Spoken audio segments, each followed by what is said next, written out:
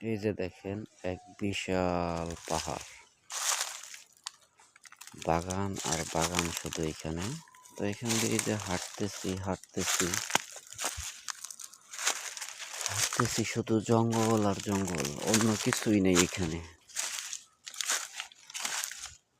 আর বাগানটা হলো যে আপনার ওই যে রাবার বাগান, যেটা দিয়ে কষ দিয়ে রাবার তৈরি করা হয়। এই যে এখান থেকে কষ কাটিং করা হয়।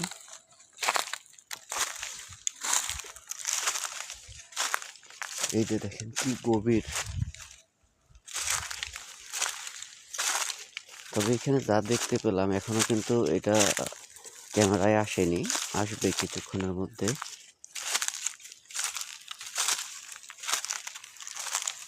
আল্লাহর দেয়া জিনিস যে এই পাহাড়ের উপরও এইভাবে পাওয়া যায় তা কল্পনাহীন। এই যে এখানে আসার পরে এই যে দেখেন এখানে আসলাম, এদিকে আইসা এই যে দেখেন কোন পাহাড়ের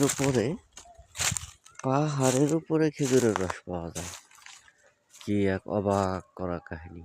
হ্যাঁ, পাহাড়ের উপরে খেজুরের রস দেখছেন? হ্যাঁ, এইদিকে ওই দেখেন কি গভীর জঙ্গল। আর এই দিকটা তো এই যে দেখাইলাম আপনাদেরকে।